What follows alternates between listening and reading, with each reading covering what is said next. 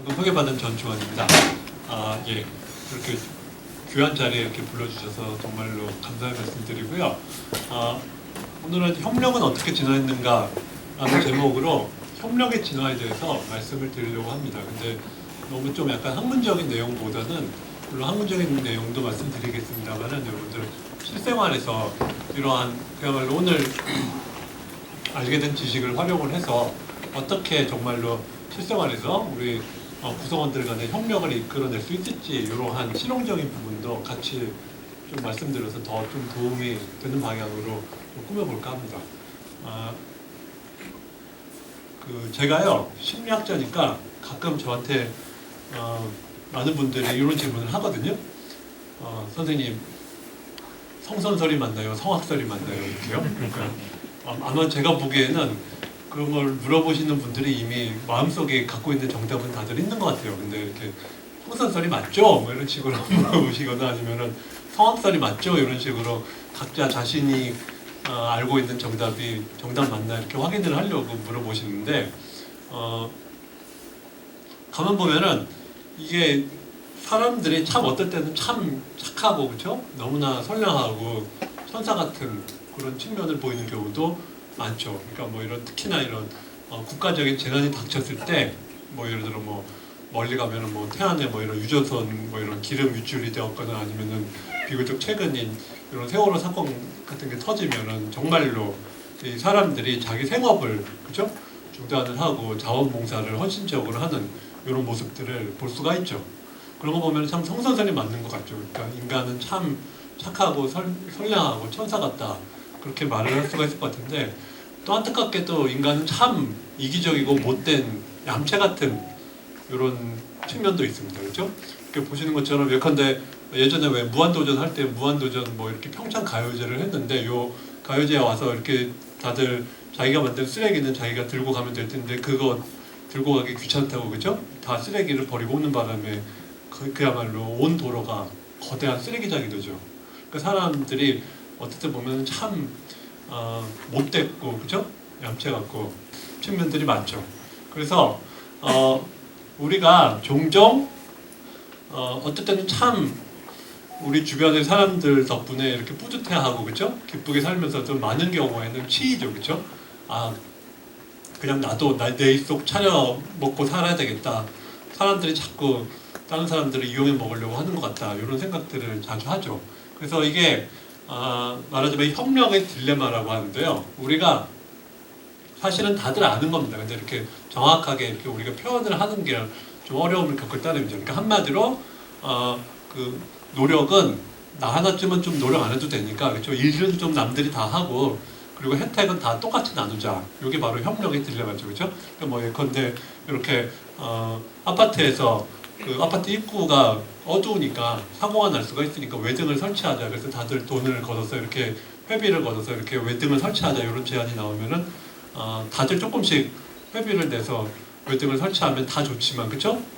나 하나쯤 돈을 안 낸다고 해도 외등은 설치될 거고, 그렇죠? 외등에 설치에 따른 더 안전해진다는 이득은 똑같이 누리는 것이죠, 그렇죠? 그러니까 노력은 나 하나쯤 안 해도 어차피 그 공익은 달성될 테니까 노력은 남들이 하고, 그렇죠? 이득은 똑같이 나누자. 근데 모든 사람들이 다 이렇게 생각을 하면은 공익이 달성이 안 되겠죠, 그렇죠? 공공선지 달성이 안 되겠죠. 외등을 설치 못 하겠죠. 모든 사람들이 이렇게 생각을 해서 회비를 모든 사람들이 안 내면은 외등은 설치가 안 되겠죠. 그래서 이런 거를 아마 여러분들 많이 들어보셨겠습니다만, 죄수의 딜레마라고 하는데요. 이 죄수의 딜레마 많은 분들이 들어보셨을 테니까 사실은 똑같은 폼으로 좀 다른 형태로서 간략하게 설명을 드리고자 합니다. 그러니까 이 죄수의 딜레마는 죄수의 딜레마랑 같지만 약간 다른 버전인데요. 사실은 제가 여러분들한테 고백을 할 게 있는데, 제가 마약 중독자예요.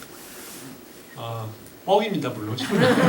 설마 진짜 마약 중독자겠습니까? 근데 마약 중독자라고 치고요. 자, 제가요, 정말 절대 아니에요. 절대 아닌데, 마약 중독자라고 치고, 그렇게 설명을 위해서. 그래서 제가 어느 날 학교에서 열심히 컴퓨터에서, 마약은 불법이잖아요. 그러니까 저기 온라인상에서 나에게 마약을 은밀하게 팔 사람을 구하고 있었다고 해보죠. 그래서 온라인상에서 거래가 이루어져가지고 제가 경희대학교에 있는데 요 달 말일에 경희대 학교 앞에 그 마약 판매상은 마약이 들어있는 가방을 갖다 놓고, 그리고 저는 그날 저녁에 같이 돈가방을 갖다 놔서 다음날 아침이 되면 저는 마약 가방을 가져가고 그 사람은 제 돈이 든 돈가방을 가져가기로 약속을 한다고 해보죠. 그렇죠? 그러면은 서로 협력은 둘 다 그 사람은 마약 가방, 그리고 저는 돈가방을 갖다 줘서 서로 거래가 이루어지는 게 둘 다 좋은 거죠. 상호 협력을 하는 거죠. 근데 마약은 불법이잖아요. 그죠? 마약은 불법이니까 제가 돈가방 갖다 준다고 말만 해놓고 빈 가방을 갖다 주고 다음날 아침에 그 사람의 마약 가방을 챙기면 나한테는 제일 좋죠. 그죠?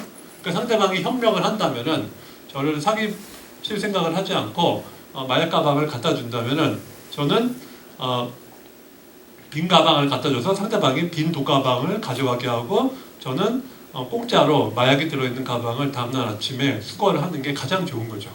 그렇죠? 근데 상대방도 똑같이 이렇게 생각을 하겠죠. 그렇죠? 상대방도 제가 협력을 해서 돈이 들어있는 가방을 갖다 놓는다면 자기는 마약이 들어있지 않은 빈 가방을 가져다 주는 게, 그래서 다음날 아침에 제가 마약이 들어있겠지라고 기대에 차서 가방을 열었더니 이게 뭐야 이러면서, 그렇죠? 허탈해 드는 게 이 사람한테는 제일 좋은 거죠. 근데 둘 다 이렇게 생각해서 둘 다 배신을 한다면, 둘 다 사기를 치게 되면 거래가 이루어지지 않으니까 둘 다 나쁜 결과를 가져오죠. 이게 왜 죄수의 딜레마, 이게 왜 딜레마냐면요. 나랑 상대방이 서로에게 상당히 좋은 거는 상호 협력이지만 가장 좋은 거는 나는 배신, 상대방이 협력할 때 나는 배신하는 게 가장 좋은 거죠. 그렇죠? 그래서 만약에 둘 다 이렇게 배신을 하게 되면 둘 다 안 좋은 결과를 가져오죠. 하지만 최악의 결과, 나는 협력했는데 상대방이 배신을 하는 최악의 결과보다는 어쨌든 상호 배신이 나은 거죠. 그래서 요러한 게임을요, 딱 한 번만 하게 되면은 합리적인 사람, 그러니까 그야말로 자신의 이익을 최대화하려고 애를 쓰는 사람이 선택할 수 있는 최선의 방책은 배신입니다. 그러니까 합리적인 자신의 이익을 최대화하는 데만 관심이 있는 사람이 취할 수 있는 최선의 방책은 배신이라는 거죠. 왜냐하면 만약에 상대방이 협력을 한다고 해봐요. 상대방이 그러니까 마약 가방을 나한테 준다고 해봐요. 그러면 나는 협력 아니면 배신을 택할 수가 있는데 배신을 택하는 게 더 낫죠. 그렇죠? 상대방이 협력한다고 하면 나는 협력 배신 중에 배신을 선택해서 빈 돈가방을 가져다 주는 게 제일 낫죠. 만약에 상대방이 배신을 한다고 해봐요. 그러니까 상대방이 처음부터 빈 마약 가방을 나한테 주기로 마음 먹었다면은 나는 협력보다는 배신이 그나마 낫죠. 그렇죠? 상대방이 배신하는데 내가 협력하면 최악이잖아요. 즉 상대방이 어떻게 나오고 나는 협력 배신 중에 배신을 택하는 게 낫다라는 겁니다. 그러니까 합리적인 사람, 나쁜 사람이라서가 아니라, 원래 성격이 아주 나쁜 사람이라서가 아니라 그냥 합리적인 사람, 자신의 이익을 최대화하려고 애를 쓰는 사람은 협력보다 배신을 선택하는 게 가장 합리적인 최선의 방책이라는 거예요. 근데 상대방도 똑같이 합리적으로 생각을 하겠죠. 그래서 결국 두 명의 합리적인, 두 명의 똘똘한 사람이 이 죄수의 딜레마 게임을 한번 하게 되면은 둘 다 결과적으로 서로에게 안 좋은 상호 배신이라는 안 좋은 결과를 받아들여지게 된다는 겁니다. 차라리 비합리적인 사람, 시니컬하게 말하면 세상은 아직도 장밋빛이라고, 세상에는 아직도 선이 존재한다고 굳게 믿는 비합리적인 사람이 둘이 상호작용을 한다면 상호 협력을 선택해서 둘 다 좋을 텐데, 두 명의 비합리적인 사람이 얻는 이득이 두 명의 합리적인 사람이 얻는 이득보다 더 낫다라는 거죠. 그래서 이거 똑같은 버전이 아마 여러분들도 알고 있어요. 이런 죄수의 딜레마인 거고요. 그래서 경제학자들은 이런 식으로 이런 협력의 딜레마에서 사람들이 가장 합리적인 자신의 이익을 최대화하는 방안은 안타깝게도 우리가 도덕적으로 이것이 얼마나 정의로운지 정의롭지 않은지에 대한 판단은 제쳐놓는다면은 그냥 노력은 남들이 하고 나 하나쯤 무임승차하는 거예요. 그래서 결과적으로 모든 사람들이 무임승차해서 사회가 무너지는 게 가장 최선의 합리적인, 그리고 우리가 기대할 수가 있는 예상할 수가 있는 결과라고 경제학자들은 결론을 내렸습니다. 근데 다행히 우리가 지나온 상황은 이렇게 조슈아의 딜레마 게임을 한 번만 하는 상황보다는 훨씬 더 복잡했다는 것이죠. 게임을 여러 번 하게 되면서 자연히 어떤 맨날 배신만 일삼는 이런 무임승차 전략보다는 협력적인 전략이 진화를 했다는 겁니다. 다시 말해서 어떤 상황에서는 협력을 했었던 사람들이 맨날 배신하는 얌체, 무임승차자보다 더 진화적으로 성공을 거두었다는 거예요. 더 많은 자식들을 낳아서 그 번식 성공들을 높은 번식 성공들을 얻어서 더 많은 자식들을 낳아서 후대에 자손들을 남겼다는 겁니다. 그래서 그러면은 우리 인간은 지금 말씀드린 것처럼 항상 배신만 하는 배신 전략이 아니라 특정한 조건이 갖추어지면 협력을 하는 이런 조건적인 협력자로 진화를 했다고 제가 말씀드렸잖아요. 아까 처음에 제가 말씀드린 그 성선설이냐 성악설이냐 그 관점에서 얘기를 하면은 인간은 천사도 악마도 아니라는 겁니다. 성선설도 틀렸고 성악설도 틀렸어요. 무조건 착한 일만 하는 천사로 인간이 태어났다는 성선설도 틀렸고요. 인간은 원래 무조건 악마 같은 일을 한다는 성악설도 틀렸고요. 인간은 조건적인 협력자, 상황이 맞으면은 협력을 하는 이런 조건적인 협력자로 진화를 했다는 게 진화생물학자들의 결론입니다. 근데 왜 어떻게 이런 식으로 우리가 어쨌든 특정한 상황이 갖춰지면은 협력을 하는데 어떻게 이러한 조건적인 협력 전략이 진화를 했는지 그리고 그 조건이 구체적으로 무엇인지를 우리가 알 필요가 있는 것이죠. 왜냐하면 많은 사람들이 어쨌든 실제 생활 속에서 겪는 것처럼 인간은 적어도 가끔씩은 때때로 협력을 하잖아요. 그렇죠? 예를 들어 선거 투표도 마찬가지죠. 그렇죠? 여러분들 알다시피 뭐 대통령 선거는 말할 것도 없고 국회의원 선거만 해도 뭐 몇만 표, 몇십만 표가 왔다 갔다 하잖아요. 그러니까 투표 당일날 날씨가 좋으면은 투표 안 하고 아침부터 놀러 나가는 게 제일 좋죠. 내 입장에서는. 그러니까 제가 한 표를 보태지 않았다고 해서 제가 찍고 싶었던 사람이 떨어지는 일은 거의 없을 거 아니에요. 근데 모든 사람들이 다 이렇게 투표 안 하고 선거일날 놀러 가면은 그죠? 민주주의가 무너지는 거죠. 아무도 투표를 안 하니까. 근데 아까도 얘기한 것처럼 어쨌든 사람들은 상당수 사람들은 투표를 한다는 겁니다. 자기한테 가장 좋은 거는 어차피 내가 한 표 더 보태서 낙선할 사람이 당선되는 것도 아닌데도 불구하고 말이죠. 그리고 여러분들도 아는 것처럼 사람들은 요 일회용 컵, 플라스틱 컵보다는 이런 뭐 어떤 그 머그컵이나 그죠? 이런 머그컵을 휴대를 해서 환경 보호에 동참을 하는 사람들이 많죠. 그리고 여러분들도 아는 것처럼 최근에 이런 이슈가 되는 것처럼 이런 어떤 그 일본 제품에 대한 불매 운동에 맞서 가지고 사람들은 자신의 그 경제적인 이득을 어느 정도 포기를 하면서 이런 불매 운동에 동참을 하는 거죠. 그렇죠? 제일 좋은 거는 남들이 다 불매 운동에 동참을 해서 이런 유니클로 같은 일본 제품들이 우리나라에서 판매량이 형편없이 떨어진다면 그렇죠? 저한테 제일 좋은 건 뭐예요? 유니클로가 요즘 히트텍 파격 세일 한다는데 나 혼자 저기 아무도 없을 때 아침에 일찍 가서 유니클로 공짜 내복 사고 그죠? 그리고 유니클로가 어쨌든 남들의 노력 덕분에 그죠? 유니클로가 한국에서 판매량이 급추락해서 유니클로가 결국 퇴출되는 게 나한테는 제일 좋은 거죠. 근데 모든 사람들이 이렇게 제가 정말로 그렇게 생각한다는 건 절대 아닙니다. 모든 사람들이 이렇게 생각을 한다면은 불매운동은 실패로 돌아가는 것이죠. 그래서 어떻게 사람들이 어쨌든 이런 착한 행동을 하는가가 우리의 궁금증이 되는 것이죠. 즉 방금 전에 진화적인 관점에서는 무조건적인 협력자로 인간은 진화하지는 않았지만은 조건적인 협력자, 특정한 조건이 갖추어지면은 협력을 하는 사람으로 진화를 했는데 그 조건이 무엇인지 안다면은 우리가 실생활에서도 구성원들로부터 협력을 이끌어낼 수가 있겠죠. 그렇죠? 즉 사람들로 하여금 배신보다 즉 무임승차보다 협력을 선택을 하는 편이 자신에게 유리하게끔 그러한 조건을 세팅을 해주면은 나를 포함한 주변 사람들이 자발적으로 협력을 하리라는 겁니다. 그러니까 뭐 예컨대 직장생활 하시는 분들은 잘 아시겠습니다만 뭐 이렇게 월급 도둑이라고 흔히 표현을 하잖아요. 그러니까 시간만 이렇게 보내다가 이렇게 월급만 축내는 이런 일들을 사람들이 많이 하죠. 아까 말씀드린 것처럼 이런 불매운동이 한창이면은 나 혼자 불매운동에 동참을 하지 않는 이런 이기적인 말하자면 얌체 전략이 기름을 부을 수가 있는데 어떻게 사람들로 하여금 이런 얌체 전략보다는 이런 협력을 하게끔 유도를 할 것인가. 즉 사람들이 무임승차보다 협력을 택하는 그런 조건을 파악을 해서 그런 조건을 마련해주면 사람들은 알아서 잘 협력을 하겠죠. 요거는 우리가 지금까지 사실은 제가 지금 말씀드린 거는 여러분들이 지금까지 배워왔던 들었던 거랑은 전혀 다른 말하자면 접근 방식이거든요. 우리가 지금까지 주로 들은 것들은 뭐예요? 인성교육을 잘하면 된다는 거죠.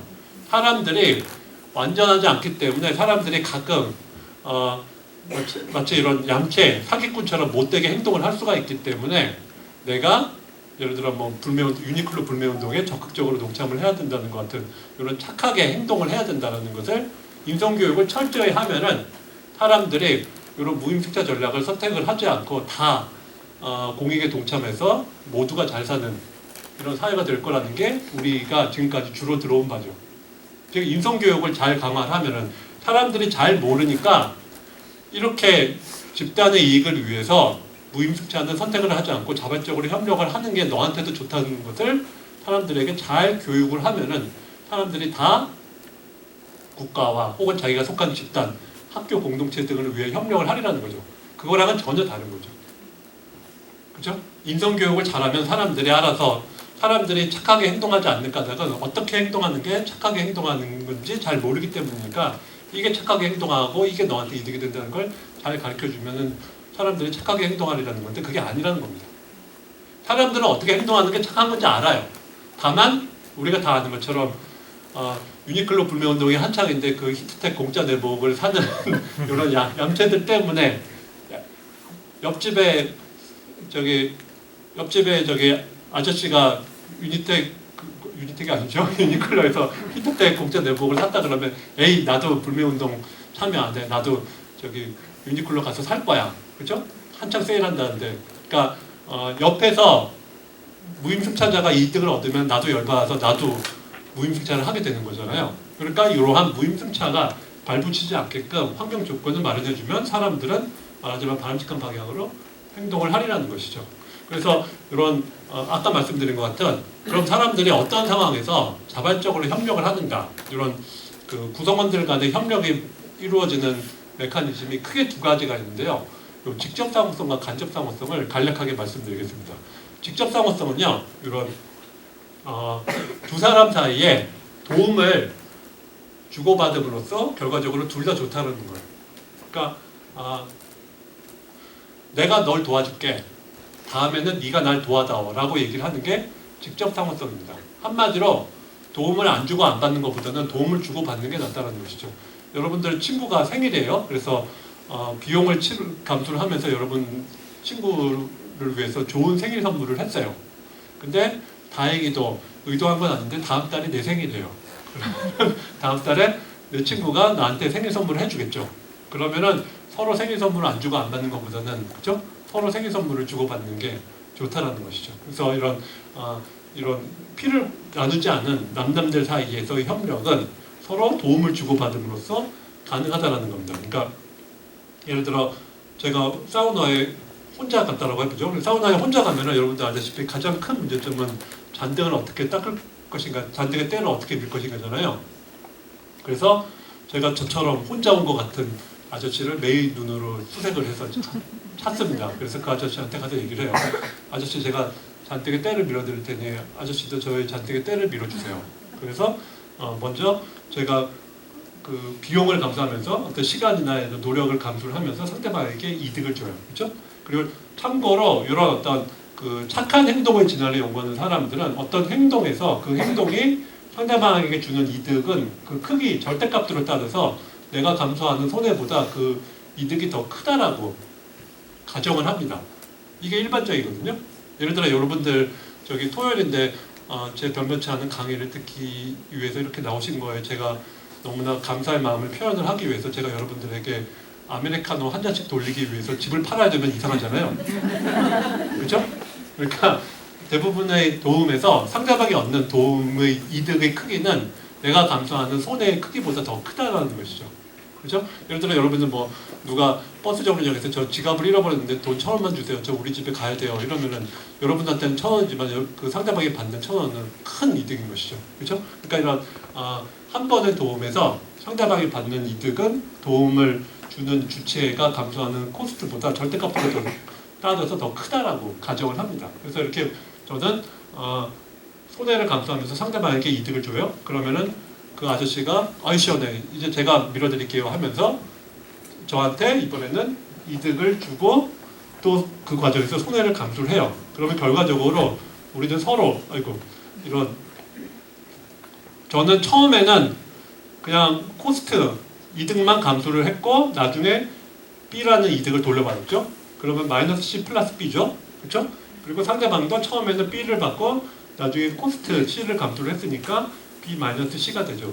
아까 B는 C보다 크다고 정의를 했으니까 가정을 했으니까 둘 다 도움을 주고받음으로써 둘 다 이득을 얻은 것이죠. 그렇죠? 문제는 이런 상황이죠. 상대방의 입장에서는 도움을 이미 받은 다음에 그 도움을 되갚지 않는 것이 제일 낫죠. 그래서 제가 때를 밀어줬는데 그 아저씨가 저한테 이렇게 얘기를 하는 거예요. 아유 시원해. 근데 제가 갑자기 급한 일이 생겼어요. 미안해요 하면서 휙 나가버려요. 그러면은 제가 벌거벗은 몸으로 쫓아갈 수도 없잖아요. 그렇죠? 그러니까 그렇게 되면은 이 아저씨는 B-C가 아니라 B를 얻게 되니까 더 좋은 거죠. 그렇죠? 그러니까 요 도움을 서로 주고받음으로써 이런 협력을 진화한다는 직접 상호성에서 가장 큰 난점은 요 사기꾼. 왜냐하면 도움을 일단 받은 사람의 입장에서는 도움을 되갚지 않는 편이 자신에게 더 유리하기 때문에 사기꾼이 창궐할 수 있다는 문제를 해결을 하는 것이 직접 상호성을 진화하기 위한 가장 중요한 요건이 됩니다. 그래서 이런 상대방이 도움을 되갚지 않으면 더 큰 이득을 얻을 수가 있기 때문에 그 직접 상호성의 진화를 연구하는 학자들은 결과적으로 우리 인간은 과거에 나를 도와준 사람은 계속 도와주지만 과거에 나를 도움을 되갚지 않은 사기꾼은 그 사람의 얼굴을 잘 기억해서 그 다음부터는 나도 도움을 주지 않는 한마디로 거래를 끊는 이런 조건적인 협력 전략이 진화를 했다라고 주장을 합니다. 즉 직접 상호성에 따르면 우리는 과거에 나를 도와준 사람은 계속 도와주지만 과거에 나를 배신한 사람은 나도 그 다음부터는 말하자면 이렇게 쌩까는 이런 전략이 조건적인 협력 전략이 최종적으로 진화를 한다라고 이야기를 합니다. 그래서 이러한 직접 상호성을 아마 여러분들 관심 있는 분들은 가장 유명한 예가 저기 박쥐에서 흡혈박쥐의 예인데요. 그래서 그건 좀 너무 많이 들었으니까 좀 새로운 예를 제가 말씀드리면은 요 모카모리 타마란이라는 이런 원숭이가 있는데 요 원숭이들은 이렇게 실험을 해요. 그래서 아주 무거운 가로막대를 잡아당기거나 아니면 무거워서 힘드니까 잡아당기지 않는 옵션 두 가지를 주고요. 그 옆에 우리의 과거에 자기를 도와준 사람, 과거에 자기를 도와준 원숭이, 아니면 과거에 나를 안 도와준 원숭이를 집어넣습니다. 그러니까 옆에 그러니까 여기에는 그 말하자면 사과가 없기 때문에, 그러니까 이런 사과가 없기 때문에요. 이런 잘 보이는데 여기 사과를 여기에만 주는 거예요. 그래서 얘가 원하면은 요 무거운 가로막대를 잡아당겨서 옆에 앉은 원숭이에게 사과를 주게 하는 도움을 베풀 수가 있습니다. 아니면은 봐서 영 아니다 싶으면은 도움을 안 베풀 수가 있는 거죠. 그래서 여기에 이렇게 먹이가 있을 때 옆에 누가 앉는지에 따라서 도움을 주는지 도움을 안 주는지를 관찰을 하면은요, 요 모카모리 타마린이라는 원숭이들도 과거에 자기를 도와준 개체가 옆에 앉으면은 기꺼이 가로막대를 잡아당겨가지고 도움을 되갚아요. 그러니까 1번, 2번, 3번 섹션 모두 마찬가지라는 겁니다. 과거에 자기를 도와준 사람, 그 원숭이가 옆에 앉으면은 자기도 기꺼이 무거운 가로막대를 잡아당겨서 그 개체가 사과를 먹게 해주지만은 과거에 자기를 안 도와준 사기꾼 원숭이가 앉으면은 자기도 안 잡아당긴다는 것이죠. 그러니까 이런 다른 원숭이들도 이러한 직접 상호성이 이루어지는 것을 우리가 알 수가 있습니다. 그래서 이런 특히 도덕을 연구하는 이런 진화 생물학자나 진화 심리학자들은 이런 직접 상호성이 우리의 도덕 감정의 대부분을 만들었다라고 주장을 해요. 아까 우리가 잠깐 얘기를 한 것처럼 우리가 이런 직접 상호성의 입장에서, 즉 과거에 나를 도와주지 않은 개체는 선별적으로 나도 도움을 주지 않는 이러한 전략이 중요했기 때문에 우리는 이런 말하자면 정의, 공정에 대한 관심, 비용을 치르지 않고 부당하게 이득을 취하는 사기꾼에 대한 도덕적인 분노를 우리가 느끼게끔 진화를 했다라고 이야기를 합니다. 예를 들어서요, 이 축구 좋아하시는 분들은 카시오스라고 유명한 골키퍼인데요. 예, 모르셔도 됩니다. 이렇게 상대편 선수가 저기 발에 쥐가 나서 이렇게 누워 있어요. 그래서 상대편 선수지면은 이 발의 쥐를 풀어주기 위해서 이렇게 도움을 주고 있는데 갑자기 상대편 선수가 저기 벌떡 일어나가지고 골을 넣어요. 그러면은 여러분들이 이 골키퍼의 입장이 돼보세요. 열받겠죠? 그렇죠? 도움을 주었는데 상대방은 오히려 그 도움을 되갚지 않고, 그렇죠? 오히려 배은망덕하게 행동을 하는 것이죠. 그러니까 우리가 아까도 이야기를 한 것처럼 정당한 비용을 치르지 않고 부당하게 이득을 취하는 이러한 개체를 우리가 사기꾼, 한마디로 사기꾼을 탐지를 하는, 사기꾼을 민감하게 탐지를 하는 이런 능력이 우리의 인간의 도덕 능력으로서, 즉 직접 상호성에 의해서 진화했다라고 주장을 합니다. 그래서 실제로 우리가 사기꾼을 대단히 신경 쓴다라는 그런 여러 가지 증거들이 있는데요. 예컨대 대학생들을 불러다가 36명의 얼굴 사진을 보여줘요. 그러니까 36장의 얼굴 사진들을 보여주고요. 각 사진에는 중립적이거나 부정적이거나 긍정적인 이야기를 쫙 지어줘요. 그러니까 12사진에 대해서는 뭐 예를 들어 이 사람은 저기 평소에 자기가 번 돈의 대부분을 뭐 불우한 사람들을 위해서 남몰래 기부를 했다, 이런 긍정적인 이야기를 쫙 지어주고요. 나머지 12가지에는 부정적인, 또 나머지 12가지에는 중립적인 이야기를 쫙 지어줘요. 그러니까 이 사람은 밤에 저기 술 먹고 음주운전을 하다가 사람을 치워 죽였는데 뺑소니를 한 적이 있다, 이렇게 부정적인 이야기를 딱 지어주고, 이 사람은 그냥 뭐 이쁜 여자 만나서 잘 결혼하고 잘 살았다, 이런 중립적인 이야기를 쫙 지어주고요. 그리고 다음 일주일 후에 그 참여자들을 불러서 지난주에 보여준 36장의 얼굴 사진 플러스 새로운 36명의 얼굴 사진을 섞어가지고요, 72장의 얼굴 사진을 보여주고 이 중에 갑자기 문제를 냅니다. 지난주에 본 얼굴 사진을 찾아내라고 해요. 그럼 사람들은 이런 사기꾼의 얼굴을 더 잘 찾아냅니다. 그러니까 중립적인 스토리나 아니면 이런 긍정적인 스토리가 짝 지어진 사람보다는 1차적으로 이런 부정적인 이런 스토리가 짝 지어진, 한마디로 사기꾼의 얼굴을 더 잘 기억을 했다라는 것이죠. 그러니까 우리 진화 역사에서 이런, 물론 착한 사람을 잘 기억해서 착한 사람이랑 자주 상호작용하는 것도 중요하지만 무엇보다도 내 뒤통수를 칠 수가 있는 이런 사기꾼을 잘 기억을 해서 다음부터는 그 사람과 어울리지 않는 게 무엇보다 중요했기 때문이라는 것을 알 수가 있죠. 그리고 직접 상호성뿐만 아니라 간접 상호성도 있는데요. 이 간접 상호성은 직접 상호성은 서로 그 도움을 시간 간격을 주고 주고받는 거라고 말씀드렸는데요. 요거는 그 예컨대 요 구세군 자산담배에 돈을 넣는 것처럼 직접 상호성에 이야기하는, 즉 상대방이 가까운 시일 내에 내가 준 도움을 그대로 나에게 돌려주리라고 전혀 기대할 수가 없는 경우에 해당하는 거예요. 그러니까 구세군 자선낭비라든지 아니면 뭐 이런 긴급재난구호에 우리가 이런 기부금을, 의용금을 내는 것 같은 것이 다 마찬가지죠, 그렇죠? 제가 뭐 예를 들어 산불 피해를 위해서 긴급재난구호를 위해서 성금을 냈다고 할 때 나중에 요 성금으로서 이득을 받은, 그죠? 산불 피해 이재민들이 나중에 귀신같이 나중에 내가 어려워지면은 나한테 계좌를 알아내서 내 계좌로 돈을 보낼 것이다라고 기대를 할 수는 없잖아요. 그러니까 어떤 도움은 상대방이 내 도움을 되갚으리라고 전혀 기대할 수 없는데도 일어나죠. 구세군 자선낭비도 마찬가지죠. 여러분들 자선낭비에 돈 넣을 때, 그렇죠? 자선낭비에 내가 돈 10,000원 넣었으니까 요 돈 10,000원의 이득을 본 사람들이 나중에 내가 어려워지면은 돈 10,000원을 계좌로 쏴주겠지, 이렇게 기대를 하진 않잖아요. 그렇죠?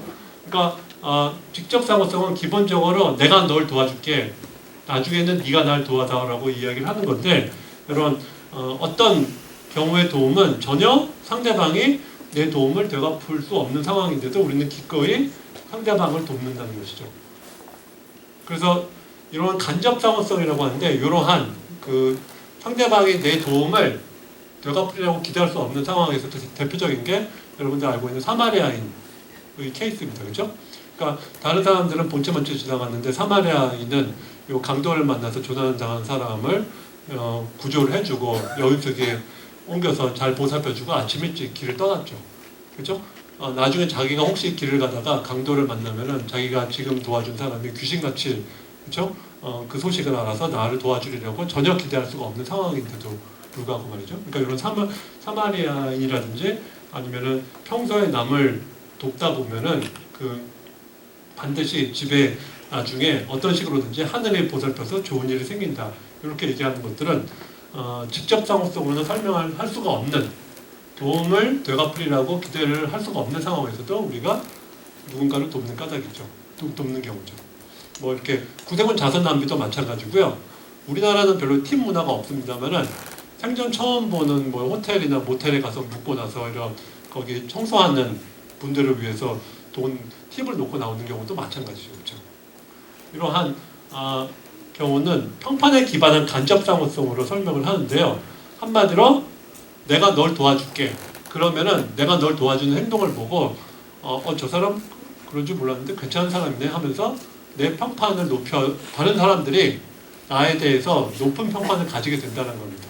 그리고 사람들은 이런 착한 평판이 높은 사람들을 먼저 도와주려고 하기 때문에 내가 너를 도와주면은 내 평판이 올라가서 나중에 다른 누군가가 나를 도와주겠지라고 이야기하는 게 바로 간접상호성입니다.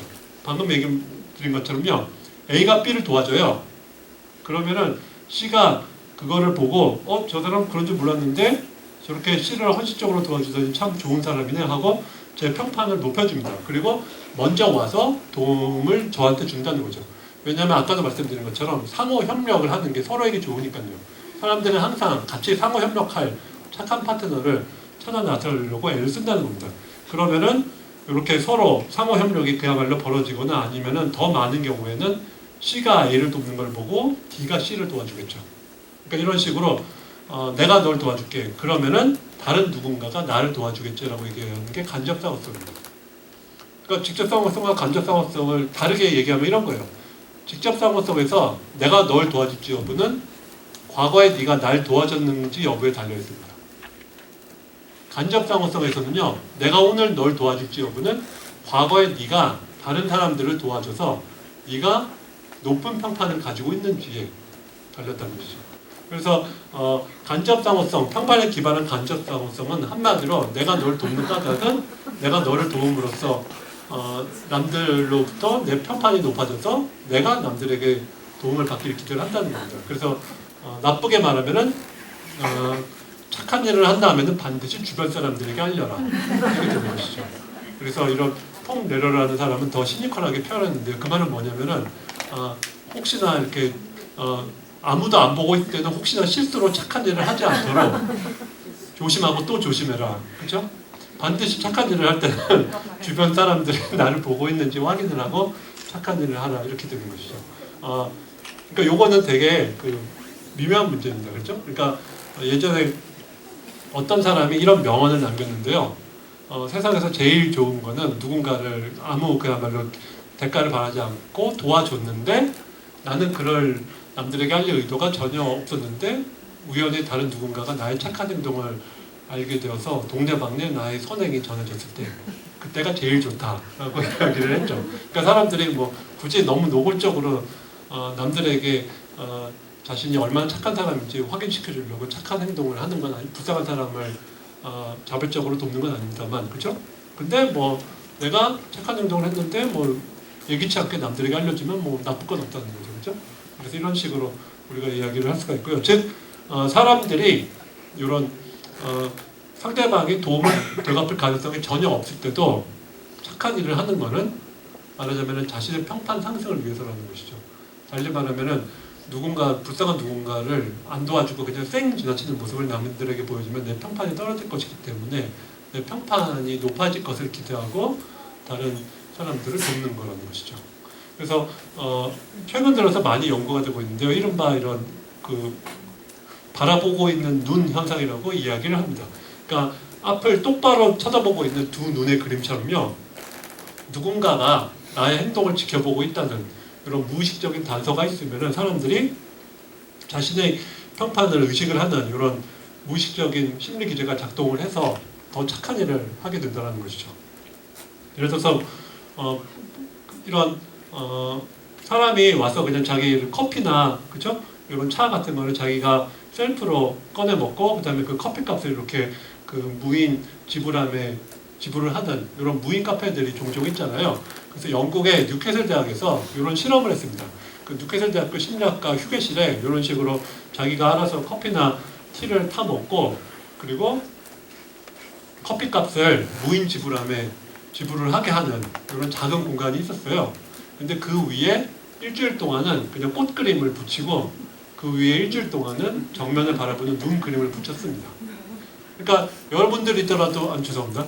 여러분들을 과소평가하는 것 같은데 저라면은 과 휴게실에 갔는데 커피와 티가 비치되어 있는데 아무도 없으면은 이런 유혹에 좀 휩싸일 거 아니겠어요? 그러니까 아무도 없는데 커피만 먹고 커피값은 무인 지불함에 안 넣고 튀는 이런 무임승차 행동을 가끔은 하고 싶지 않겠어요? 그러니까 이런 사람들이 이 무인 지불함에 그 돈을 넣을 것인가 아니면 그냥 돈을 안 넣고 나 하나쯤이야 뭐 어때 이런 무임승차 행동을 할 것인가가 이슈가 되는데 지금 말씀드린 것처럼 일주일 동안에는 누군가가 자신을 지켜보고 있다라는 이런 단서를 줬던 겁니다. 그랬더니 사람들은 보시는 것처럼 그냥 꽃 그림이 그려져 있을 때보다는 정면을 바라보는 눈 그림이 붙여 있을 때는 훨씬 더 협력을 했어요. 커피만 먹고 돈을 지불하지 않는 얌체 행동이 훨씬 더 줄었습니다. 사람들은 누군가가 자신을 지켜보고 있다라는 이러한 정황이 있으면은 훨씬 더 착하게 행동을 한다라는 것이죠. 그렇죠? 그래서 이런 연구들을 최근 들어서 많이 하고요. 그리고 우리나라는 이런 진화 심리학적인 이런 연구 결과들이 아직 뭐 공공 정책에 활용이 되고 있지는 않지만 영국에서는요 이런 것들을 실제로 활용을 하고 있어요. 그래서 영국의 경찰청에서 왜 자전거 보관소에 보면은 이렇게 자전거 브레이크 끊고 자전거 훔쳐가는 사람들이 많으니까 이렇게 지켜보고 있다라는 앞을 바라보고 있는 눈 그림을 붙여가지고 실제로 이런 자전거 도둑을 줄이는데 도움이 되고 있습니다. 그러니까 요거를 방금 말씀드린 거를 알고 했는지 모르겠습니다만 부산에서도 뭐 이러한 그 부산 경찰들도 이러한 포스터를 그린 적이 있고요. 그러니까 심지어는 이런 종교를 연구하는 진화학자들은 예컨대 각 이런 어떤 민속 종교에서 토템들 보면은 눈이 크잖아요. 천하대장군도 눈이 크죠. 천하대장군 지하여장군도 눈이 크잖아요. 그러니까 눈이 커서 그래서 이런 사람들이 잘못된 행동을 하지 않나 감시를 한다는 것이죠. 그래서 왜 여러분들 그런 이야기가 있잖아요. 중국의 양진이라는 사람한테 어느 날 저녁에 누군가가 찾아와서 그 금덩어리를 내밀면서 자기를 높은 벼슬을 달라고 그러니까 뇌물을 줘요. 그랬더니 이런 뇌물을 받을 수 없네 하니까 상대방이 아니 뭐 어떻습니까? 아무도 안 보는데 이거 뇌물 받고 저한테 높은 벼슬을 주십시오. 그러니까 양진이라는 사람이 화를 벌어내면서 왜 여기 아무도 없다라고 하는가? 하늘이 보고 땅이 보고 내가 보고 그대가 보고 있는데라고 했다고 하잖아요. 그러니까 이런 아무도 안 볼 때조차 나를 감시를 하고 만약에 내가 잘못된 행동을 하면 처벌을 내리는 이런 그러니까 이런 신들이 그런 어떤 자신이 지켜보고 사람들은 신이건 아니면 뭐 다른 사람들이건 누군가가 자신을 지켜보고 있다라면 더 착하게 행동을 한다는 것이죠. 즉 평판의 하락을 의식을 한다는 겁니다. 그래서 이건 또 다른 실험인데요. 이거는 왜 여러분들 왜 이마트나 뭐 이런데 그 롯데마트 같은데 가면은 요 계산대에 뭐 가끔씩 이렇게 자선 모금통이 있잖아요. 자선 모금통 그러니까 이렇게 계산을 기다리다가 뭐 이런 동전 같은 것들을 이렇게 모금을 할 수가 있는 자선 모금함인데 한 레인에는 이렇게 사람의 눈 같은 스티커를 붙이고요. 다른 레인에는 눈이나 헷갈릴 염려가 없는 별 모양의 스티커 3개를 붙였어요. 그리고 조사를 했더니 사람들은 이 눈 모양의 스티커가 붙여 있을 때보다 그때는 훨씬 더 자선 모금함에 돈을 많이 냈다는 것이죠. 그리고 특히 사람들이 덜 혼잡할 때, 사람들이 혼잡하면 별로 효과가 없고요. 사람들이 덜 혼잡할 때는 이런 별 스티커 3장이 나란히 붙어 있는 것보다는 눈 모양의 스티커가 붙어 있을 때는 사람들은 그 자선 모금함에 돈을 더 많이 냈다는 겁니다. 그래서 지금 말씀드린 것처럼 직접 상호성과 간접 상호성이 모두 공통적으로 이야기하는 바는 인간은 조건적인 협력자로 진화를 했다는 것이죠. 즉 사람들은 상호성에 기반한 조건적인 협력 전략을 진화를 시켰다는 것이죠. 그래서 남이 협력하면 나도 협력한다는 겁니다. 안 그러면 사기꾼으로 몰리니까요. 우리 모두는 사기꾼을 아주 적극적으로 탐지를 하게끔 사기꾼을 매우 신경 쓰게끔 진화를 했으니까 남들이 협력을 한다면야 나도 협력을 한다는 겁니다. 그러니까 언뜻 생각하면 남들이 협력하면 나는 배신하는 게 가장 좋을 것 같은데 그러면 많은 경우에 들키기 쉽다는 거죠. 나한테 안 좋다는 겁니다. 다시 말해서 남들이 협력한다는 보장만 있으면 나도 적극적으로 협력한다는 거고요. 하지만 남들이 배신하면 나도 배신한다는 거죠. 남들이 다 무임승차하면 나도 무임승차할 거야 라고 생각을 하게 된다는 거죠. 만약에 남들이 다 배신하는데 나 혼자 우직하게 협력을 하면은 그야말로 다른 사기꾼들에게 끝없이 착취를 당하는 격이 되니까요. 그래서 이렇게 생각을 한다면은 우리가 방금 말씀드린 것처럼 인간이 조건적인 협력, 상호성에 기반한 조건적인 협력자로 진화를 했음을 감안을 하면은 우리가 실제로 다른 사람들에게 어떤 그 사람들이 무임승차보다 협력을 선택을 할 수 있게 하는 상황을 우리가 마련을 해줌으로써 실제로 구성원들의 자발적인 협력을 이끌어낼 수가 있겠죠. 그래서 이런 제가 레시피라고 표현을 했는데요. 그리고 협력을 만드는 레시피 3가지 정도를 최근에 진화 생물학자들이라든지 게임 이론가들이 얘기하는 이런 협력을 이끌어내는 레시피 지금 3가지로 요약을 해서 말씀드릴게요. 첫 번째로 내가 협력을 했는지 배신을 했는지를 남들이 쉽게 알게 하라는 겁니다. 달리 말하면 사회적인 관찰 가능성을 높이라는 건데요. 그러니까 내가 협력을 했는지 배신을 했는지를 남들이 쉽게 알 수 있게 하라는 겁니다. 아까도 말씀드린 것처럼 사람들이 예컨대 뭐 이런 일본 제품 불매 운동이나 그죠? 이런 혹은 뭐 이렇게 기후 변화를 위해서 이렇게 자발적으로 머그컵을 쓰는 것 같은 혹은 뭐 이런 샴푸를 안 쓰고 이렇게 샴푸보다는 훨씬 더 기능이 떨어지는 이런 어떤 비누 같은 거를 사용을 하는 선택을 할 때 이러한 착한 일을 했을 때 사람들이 무의식적으로 기대하는 바는 평판 상승이거든요. 그러니까 한마디로 내가 착한 일을 했다는 걸, 내가 협력을 했다는 것을 남들이 쉽게 알 수 있게 하라는 겁니다. 그러니까 크게 2가지로 얘기할 수가 있죠. 남들이 나의 행동을 처음부터 잘 지켜볼 수 있게 하거나 뭐 예컨대 CCTV를 많이 설치를 하는 거죠. 아니면은 내가 협력을 했다는 것을 나중에 남들이 쉽게 알 수 있게 한다면 사람들이 배신보다는 협력을 더 선택을 한다는 것이죠. 방금 전에 말씀드린 것처럼 사실은 요거는 근데 좀 위험합니다. 왜냐하면은 어떤 사생활의 침해라든지 여건이 있으니까 우리가 좀 더 살필 거는 사후에 내가 착하게 행동을 했다는 걸 남들이 자연스럽게 알 수 있게끔 시스템을 마련을 하는 게 더 효과적이 될 수가 있죠. 예를 들어서요. 아까도 말씀드린 것처럼 투표는 대표적으로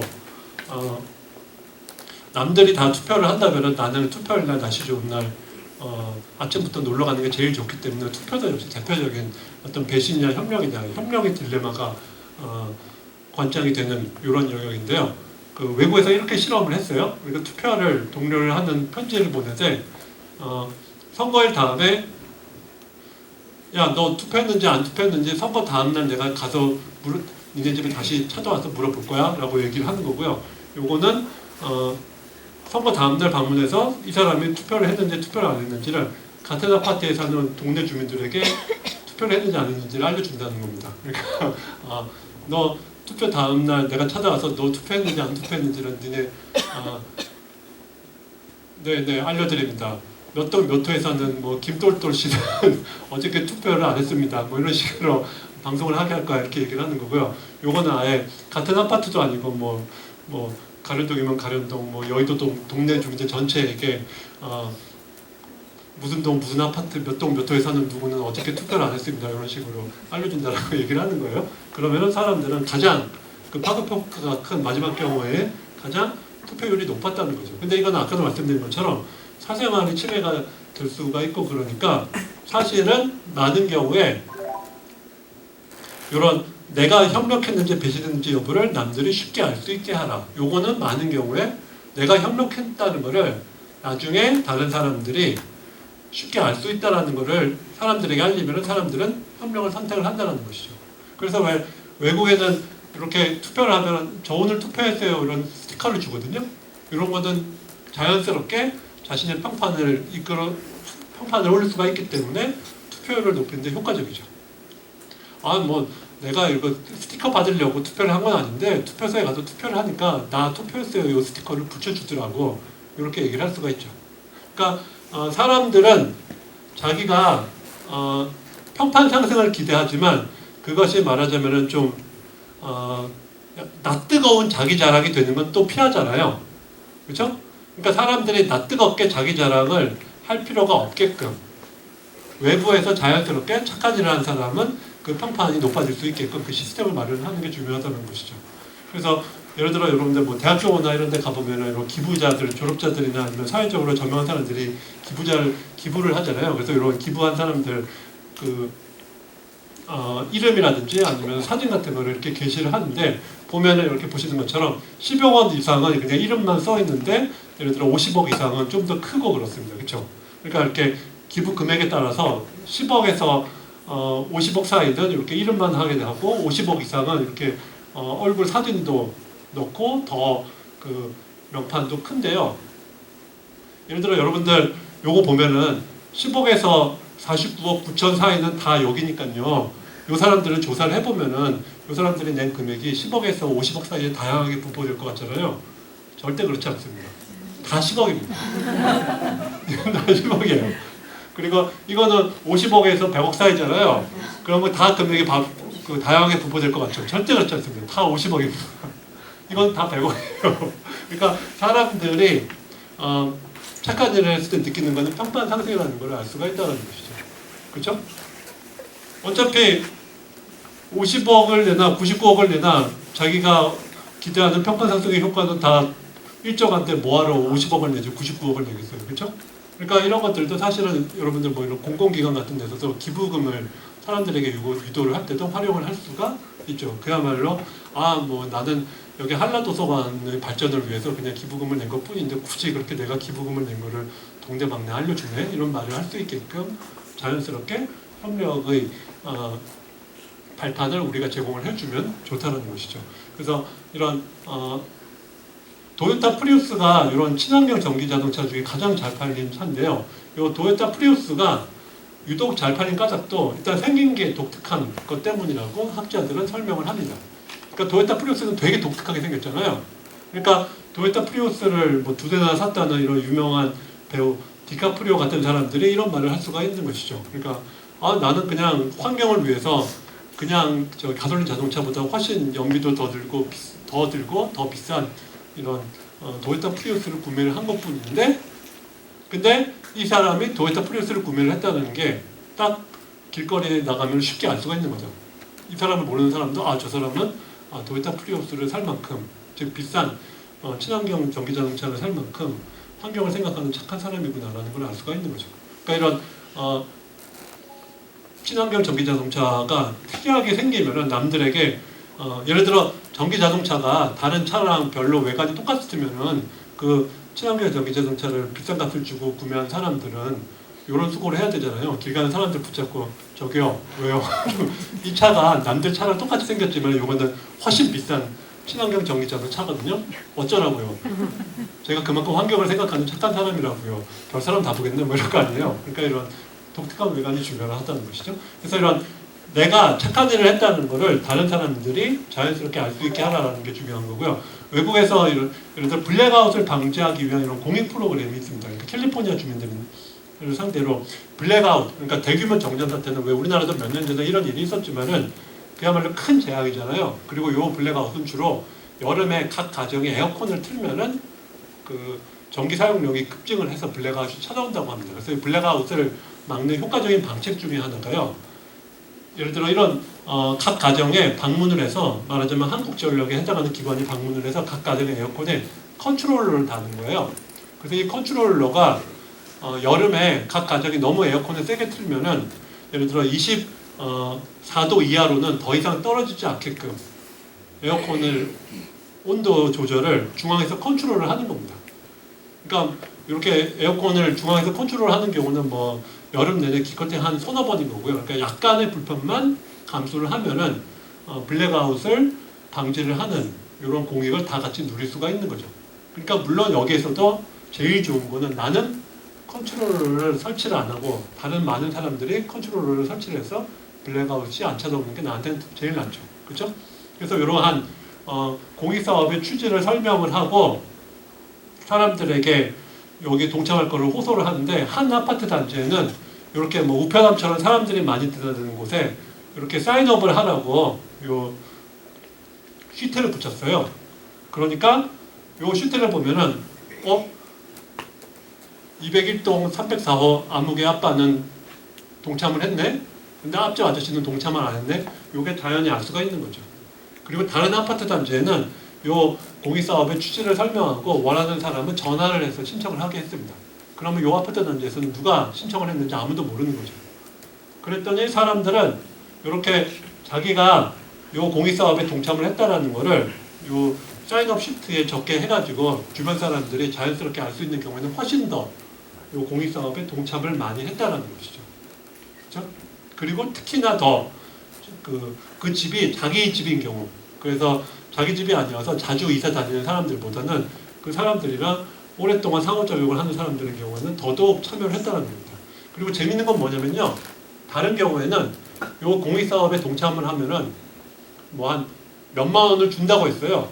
금전적인 보상을 준다고 했을 때 사람들이 동참하는 정도보다 이렇게 자기가 착한 일을 했다는 거를 동네 주민들이 자연스럽게 알 수 있는 경우에 더 참여율이 높았습니다. 돈보다 사람들은 이런 평판을 더 신경을 쓴다는 것이죠. 그래서 이런 착한 일을 남들이 알게끔 어떤 조직이나 이런 리더가 자연스럽게 환경을 세팅을 하는 게 중요하다는 것이죠. 그러니까 이런 온라인, 오프라인 뉴스레터에 협력자의 명단을 게시하는 것들이 다 같은 맥락이죠. 그러니까 이런 이달의 친절 사원 이런 것들을 회사에서 거는 까닭도 마찬가지죠. 그렇죠? 착한 일을 하면은 그게 낭비가 되는 게 아니라 착하게 환자들을 대하면은 환자들이 이렇게 칭찬 스티커를 붙여줘서 너의 평판이 올라간다는 거. 즉 다른 사원들에게 회사가 이야기를 하는 겁니다. 너도 환자들에게 친절하게 대하면은 이렇게 친절 간호사로 선정이 될 테니까 평판 상승을 기대를 할 수 있다라고 이야기를 하는 것이죠. 그래서 여러분들 중에 혹시 이런 초등학교, 중학교, 고등학교 선생님들 계시면은 유용한 팁이 될 텐데요. 어떤 학생이 아주 착한 일을 했다, 뭐 이렇게 아침 일찍 나와서 이렇게 뭐 청소를 한다거나 이런 착한 일을 했다 그러면은 뭐 따로 불러서 칭찬을 하거나 아니면 심지어 이메일로 착한 일을 했다라고 격려를 하는 것보다는 사람들이 다 있는 앞에서 김똘똘 일어서 봐 이러면서 김똘똘이 이렇게 아침 일찍 나와서 반 청소를 했어 모두 박수 이렇게 하는 식으로 칭찬을 해주는 게 훨씬 효과적이라는 거죠. 우리는 훨씬 더 이런 주변 사람들 사이에 자연스럽게 자신의 평판이 높아지는 거를 매우 큰 어떤 보상으로 이해하게끔 진행을 했으니까요. 그래서 페이스북의 그 CEO 마크 주커버그가 이런 일을 했는데요. 자기가 죽은 다음에 자신의 장기를 이런 기증을 하는 서약을 하면은 그 페이스북의 그 페이스북 친구들에게 자신이 오늘 장기 기증을 서약을 했다라는 소식이 자연스럽게 전해지게끔 했습니다. 그러니까 페이스북 친구들은 누가 장기 기증의 서약에 동참을 했다라는 걸 자연스럽게 알 수 있게 되는 거예요. 그랬더니 기증 희망자가 이렇게 21배나 늘었습니다. 그러니까 사람들이 원래 착하거나 아니면 원래 악마가 아니라는 것이죠. 그렇죠? 사람들이 협력을 하게 하는 여건, 이 경우에는 자기가 장기 기증에 서약을 하면은 자신의 평판이 자기 주변 사람들에게 자연스럽게 올라갈 수 있게끔 여건을 마련해주면 사람들은 착하게 행동을 한다는 것이죠. 그렇죠? 두 번째로요, 남들은 이미 협력을 했다는 걸 알리라는 겁니다. 그러니까 아까도 말씀드린 것처럼 남들이 협력을 한다면 나도 협력을 한다는 거죠. 왜냐하면 이미 많은 사람들이 협력을 하고 있다는 것은 이미 그 구역에서는 배신자가 효과적으로 배제가 되고 있다는 것을 축출되고 있다는 것을 보여준다는 것이죠. 오히려 내가 섣불리 배신하면 나 혼자 배신자로 찍혀가지고 큰 불이익을 당할 거라는 것이죠. 그러니까 이 구역에서는 협력이 대세임을 알리는 게 중요하다는 겁니다. 제가 중요하다고 얘기했지만 사실은 여러분들 이 중요한 지식을 굳이 토요일 날 이렇게 오셔서 힘들게 들을 필요 없습니다. 왜냐하면 거지도 알고 있는 거거든요. 거지도 제가 방금 말씀드린 거를 거지도 압니다. 여러분들 왜 보면은 거지들이 보면은 이렇게 거지들이 이 구걸하는 돈통이 비어 있는 경우는 없잖아요. 그렇죠? 거지들 돈통에 보면은 뭐 동전도 있고 가끔 지폐도 있습니다. 그건 왜요? 거지들이 여러분들한테 얘기를 하는 겁니다. 이 구역에서는 협력에 대해서다. 야, 다른 사람들은 이미 나한테 협력을 해서 돈을 많이 냈다. 뭐하냐, 빨리 돈 내라. 그렇죠? 이 구역에서는 불쌍한 사람들에게 도움을 베푸는 협력이 이미 대세이기 때문에 남들이 다 협력할 때 너 혼자 배신 안 하면은 너 혼자 협력 안 하면 배신자로 찍힌다는 것이죠. 그러니까 이거는 사실은 거지들도 다 아는 겁니다. 그렇죠? 이런 남들이 협력을 하고 있다는 것을 알려주기만 하면 사람들은 기꺼이 자발적으로 협력을 한다는 거죠. 배신자로 낙인 찍혀지지 않기 위해서. 그래서 우리나라는 별로 없는데 우리나라는 뭐 가끔은 있습니다. 그러니까 특히 외국 같은 경우에는 이렇게 계산대 옆에 보면은 여기 팁을 넣는 통이 있거든요. 그러니까 뭐 이렇게 점원이 마음에 들거나 친절하면 이렇게 동전이나 뭐 이렇게 지폐를 넣는 건데 여러분들 이런 팁 넣는 통을 가만 살펴보시면은 특히 외국 여행 갔을 때 보시면은 이게 불투명해진 경우는 절대 없습니다. 다 투명한 유리나 플라스틱이에요. 그러니까 투명한 유리나 플라스틱에 이미 다른 사람들이 팁을 넣었다는 걸 알리는 거죠. 뭐하냐, 빨리 팁 집어넣어라 라고 이야기를 하는 겁니다. 그래서 이거는 유명한 그 실험인데요. 그 치알딘이라는 사람이 실험한 유명한 실험인데 호텔에서 이런 그 수건 재사용을 동참을 그러니까 호텔에서 하루에 또 어마어마하게 수건이 나오잖아요. 근데 이 수건을 매일 세탁을 하면 여러분 아는 것처럼 요 수자원, 환경 파괴가 되죠. 그래서 이런 되도록이면은 수건을 하루만 쓰고 내놓는 게 아니라 여러 날 써달라고 그러니까 이런 어떤 환경 보존에 동참을 해달라고 했는데 한 집단에 대해서는 그냥 수건을 재사용해 주시면 자연을 아끼는 고객님의 마음을 표할 수 있고 환경 보호에 도움이 된다고 했고요. 다른 집단에 대해서는 요 자원절약 프로그램에 참여하기를 권유받은 고객님의 75%가 이미 협력을 했다라고 알려요. 그래서 여러분도 요 75%의 다른 고객들과 같이 수건을 재사용을 해서 환경 보호에 동참할 수가 있습니다라고 이야기를 해요. 그랬더니 사람들은 단순히 수건을 재사용을 하면 환경 보호에 도움이 되니까 수건을 재사용해달라고 호소를 한 경우보다 이미 75%의 다른 손님들이 이 환경 보호에 동참을 했다는 소식을 들으면 훨씬 더 협력을 한다는 것이죠. 그리고 특히 사람들은 자신과 이런 만날 가능성이 있는 사람들에게 자신의 평판 상승이 되면은 더 협력을 한다는 것도 알려져 있어요. 예를 들어서요, 그냥 이 호텔에 동참한 고객의 75%라고 하지 않고 여러분이 지금 묵고 있는, 당신이 지금 묵고 있는 그 객실에 묵은 손님들의 75%가 수건 재사용에 동참했다 그러면 더 그 참여하는 비율이 올라갑니다. 그러면 왠지 더 자주 만날 것 같고 자신과 상호작용할 가능성이 높을 것 같으니까 더 사람들이 참여를 더 한다는 것이죠. 그리고 사실은 꼭 다수가 협력을 다수가 협력을 했을 때만 이 팁을 쓸 수가 있는 건 아니에요. 그러니까 이미 많은 사람들이 협력을 했을 때만 이런 이미 다수가 협력에 동참했음을 알려가지고 협력을 동참을 하게 할 수 있는 것만은 아니라는 겁니다. 그러니까 반드시 다수가 협력했을 때만 쓸 수 있는 건 아니고요. 예를 들어 보시는 것처럼 전기 사용량이 자신이 전기 사용량의 평균보다 높은지 낮은지를 알려줘도 효과적이라는 거죠. 그러니까 자신이 남들은 전기 사용을 뭐 한 달에 100 쓰는데 그렇죠? 자신은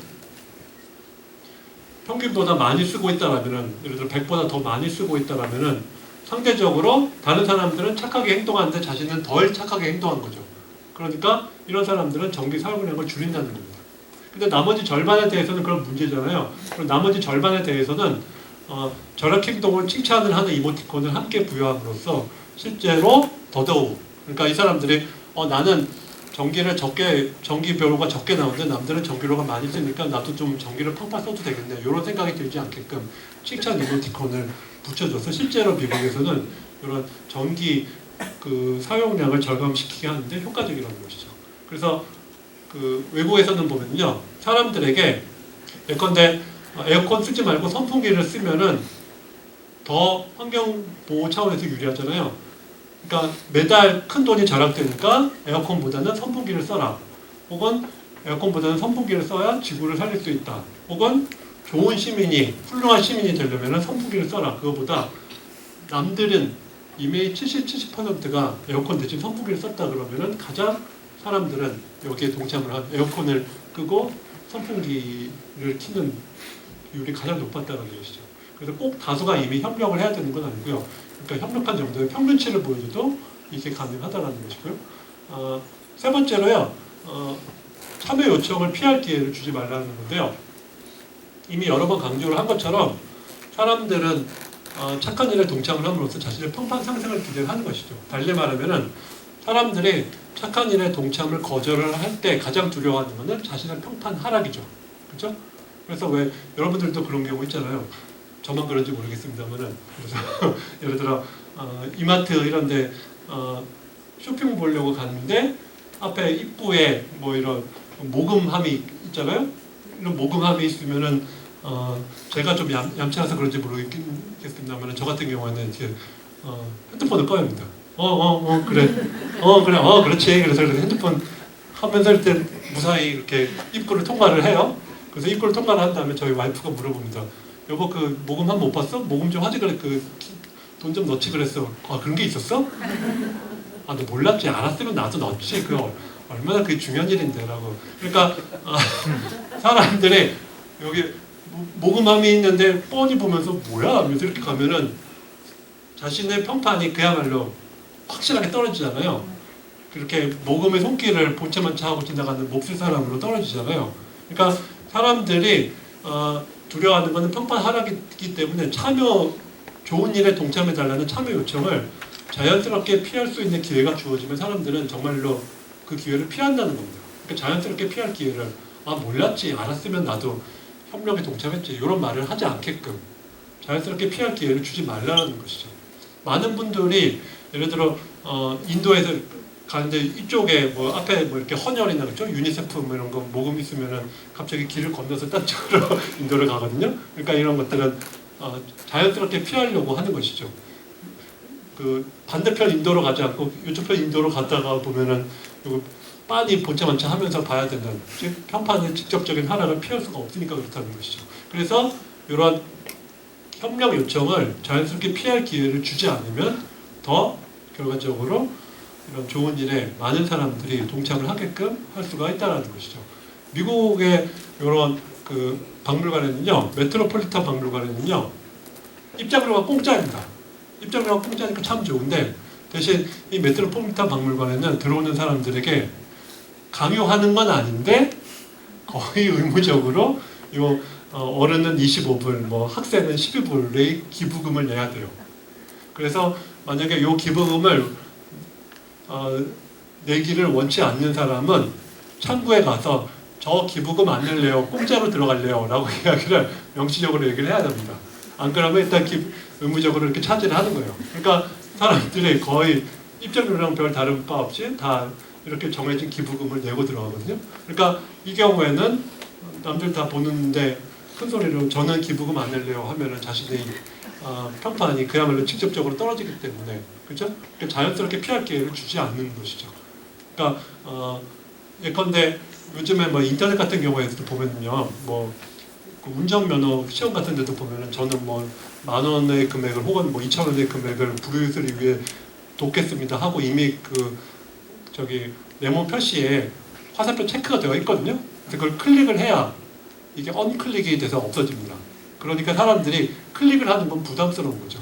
내가 명시적으로 저는 불우이웃 기부를 낼 마음이 없습니다. 이거를 클릭을 해서 이미 지워진 거를 이미 써져 있는 거를 지워야 되니까 부담스럽거든요. 그러니까 이런 참여 요청을 자연스럽게 피할 기회를 주지 말라는 것도 이러한 하나의 팁이 되는 것이죠. 그래서 아까도 잠깐 말씀드린 것처럼 중요한 거는 협력자의 착함을 대신 널리 홍보를 해줌으로써 낯뜨러운 자기 자랑을 할 필요가 없게끔 한다는 것이죠. 아까도 말씀드린 것처럼 선생님이 예를 들어 어떤 학생을 칭찬을 할 때도 남들이 보는 앞에서 칭찬을 해야 그렇죠? 그 학생은 어떻게든 난 그냥 우리 반을 위해서 아침 일찍 나와서 교실 청소를 한 것뿐인데 선생님이 굳이 친구들 보는 앞에서 이렇게 박수를 쳐주고 칭찬을 해주더라고 라고 말을 할 수 있게 하는 것이죠. 안 그러면은 저기 친구들한테 저기 나 오늘 나 혼자 나와서 교실 청소했거든 어쩌라고 이렇게 되니까요. 그러니까 낯뜨거운 낯 두껍게 자기 자랑을 뜨거운 이고요. 잘못했습니다. 그래서 자기 자랑을 할 필요가 없게끔 한다는 것이죠. 그러니까 어디까지나 그래서 오늘 오신 여러분들한테만 공유를 하는 정말로 중요한 진화적인 비밀입니다. 여러분들이 구성원들의 협력을 이끌어낼 때 중요한 거는 이거예요. 사람들이 착한 일을 하게끔 할 때 사람들은 모두 굳게 믿거든요. 여러분들도 그렇고 저도 그렇습니다.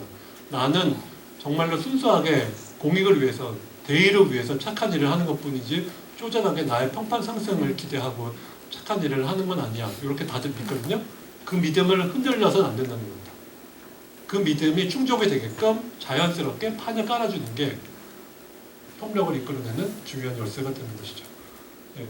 그래서 어떻게 배신보다 협력을 택할 것인가 여러분들 다 아는 얘기거든요. 그러니까 천국과 지옥은 다 똑같이 사람들이 정말 진수성찬이 푸짐하게 있고 그렇죠? 그리고 젓가락이 아주 길어가지고 혼자서는 그 진수성찬을 먹을 수가 없을 만큼 젓가락이 아주 긴 거 다 똑같은데 천국과 지옥의 차이는 그렇죠?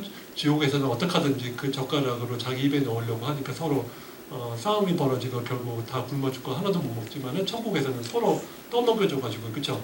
그래서 다 배불리 먹고 그야말로 천국이 된다라고 이야기를 하잖아요. 그러니까 이런 상호 배신보다는 상호 협력이 중요하다라고 이야기를 하는데 아까도 잠깐 말씀드린 것처럼 기존의 사실은 접근 방식은 인성교육을 중시하는 이런 접근 방식은 그러니까 서로 젓가락이 너무 길더라도 서로 떠먹여주면은 상호 협력을 하면 모두가 좋은 것이다라는 것을 잘 가르쳐주면 된다. 인성교육이 중요하다라고 이야기를 하는 겁니다. 근데 아까도 말씀드린 것처럼 사람들이 몰라서 떠먹여주지 않는 건 아니라는 거죠. 배신자가 자꾸 끼어드니까 에이 나도 배신해 라고 된다는 겁니다. 그러니까 배신보다는 협력을 선택하는 게 자신에게 유리하게끔 오늘 제가 말씀드린 것 같은 그런 상황을 조성을 하면은 자연스럽게 상호 협력하는 이런 사회를 만들 수가 있겠죠. 그러니까 그 단순히 인간은 불완전하게 태어났으니까 잘 인성교육을 해서 천사로 만들면 된다. 요거보다는 이런 과학적인 접근 방식이 필요하다는 것이죠. 예. 긴 시간 고생하셨습니다. 마치겠습니다.